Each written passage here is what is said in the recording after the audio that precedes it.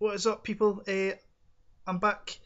Only a few days until we've got 2 fight cards on the same day. We have UFC Fight Night from Berlin, and we have the the Ultimate Fighter Brazil 3 finale pretty much straight after. I think it's an hour after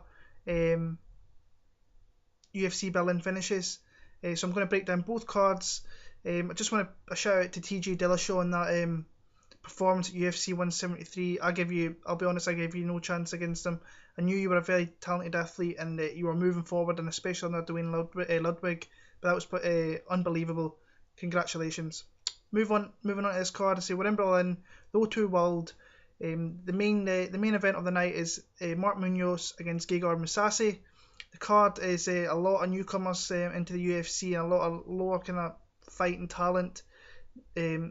Not the best card, but as always, I will watch. I'm a fan, so and there's some fights on here I am looking forward to seeing, and some fighters too. So let's get straight into it. We're going to go Victor Pesta against Ruslan Magomedov.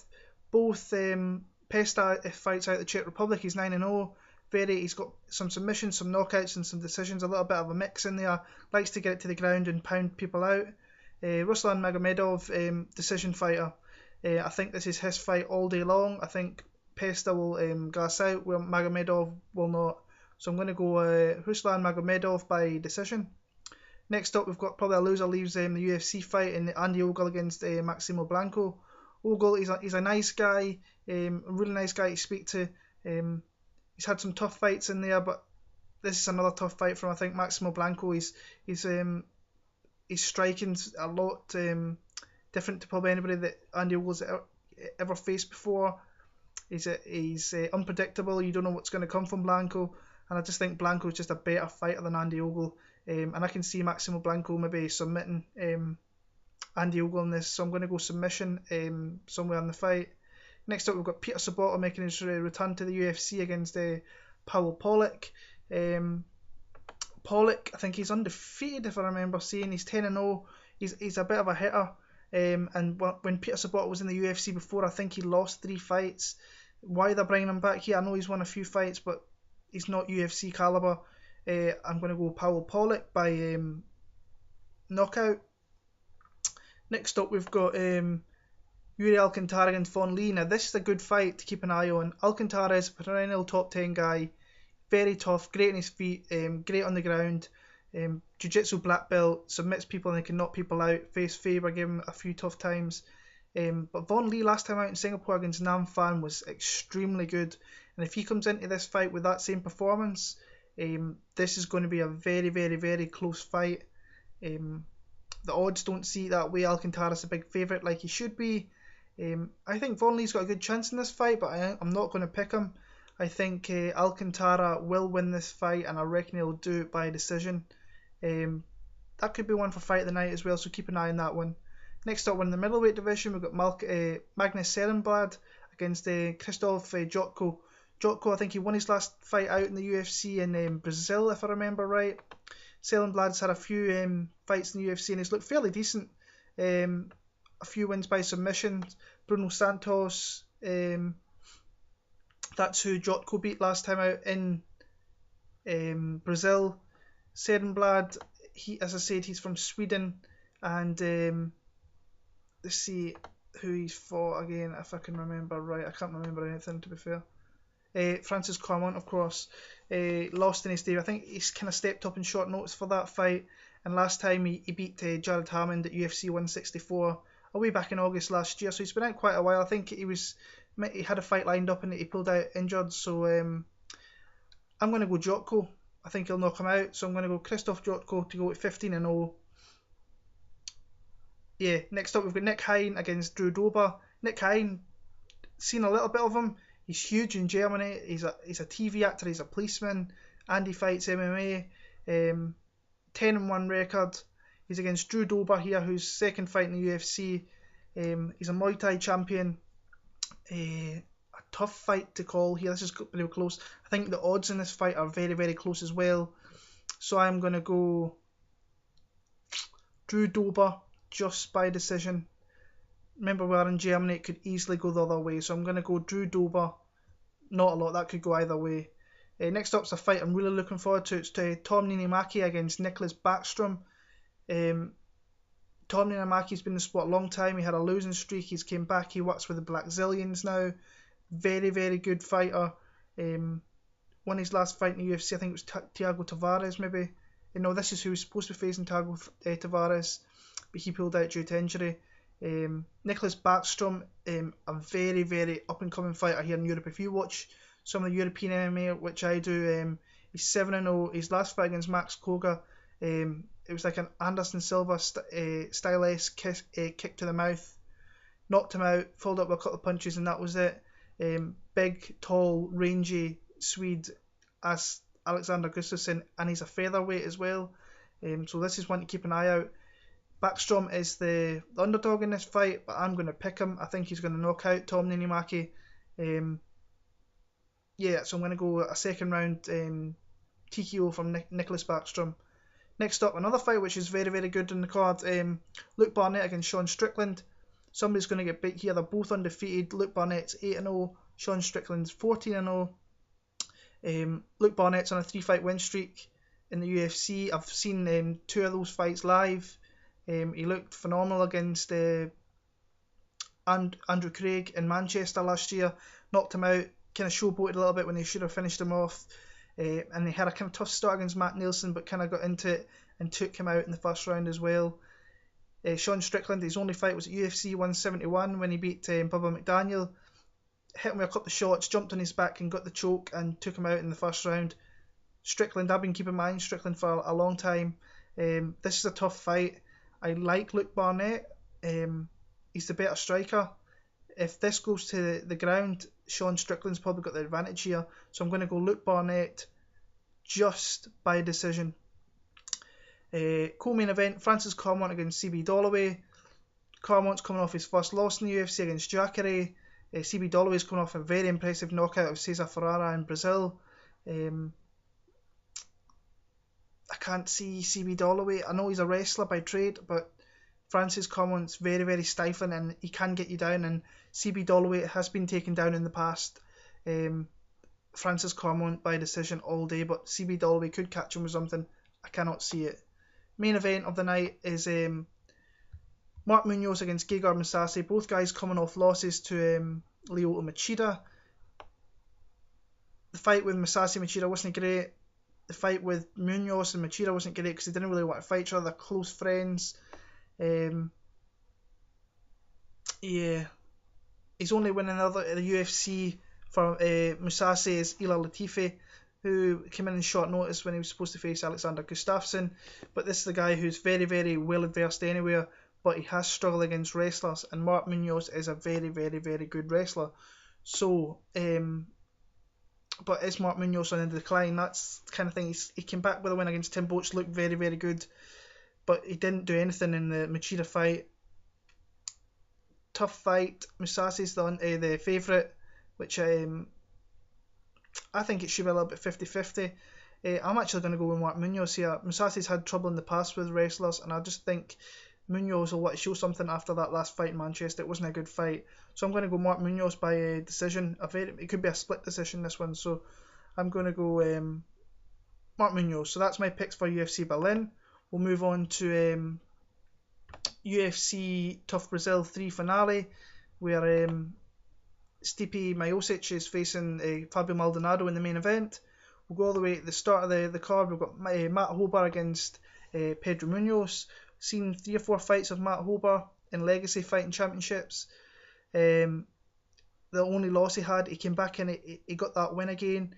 He's against Pedro Munoz, who's the former RFA bantamweight champion. Fought last time against Rafael Sunsao. Gave him a tough fight in his first UFC fight. I like Pedro Munoz in this fight. I think he can stop Matt Hober, and I think he will do it via TKO in the second. Next up, we've got Pejao against Ricky Monstro from Ultimate Fighter Season 3. Now, if you haven't been watching Season 3 of TUF Brazil, it's been a great season. There's some very, very good fighters coming on into the UFC from TUF Brazil. I'll definitely go and watch it if you have the chance. Pejao, I think he lost to Carla Sapato, who's in the final, obviously. Very, very good. He seems a very, very good fighter. He fought in Strikeforce, I think it was middleweight, a couple of years back. He's up in the heavyweight division. Good cardio. He hits hard. Ricky Monstro, he likes to go to the ground and he likes to kind of dominate people. This is one of these fights that you haven't seen that much. I've seen a little bit of Peugeot before he was in TUF Brazil. I haven't seen so much Ricky Monstro, but early on the show it looked very, very good. I'm going to go Peugeot decision. I'm going to go Peugeot by decision. So next up we've got Ricardo Abreu, I think. Who is that against? That Demente against Vagnau, another couple of guys who made the semi-finals of the Ultimate Fighter.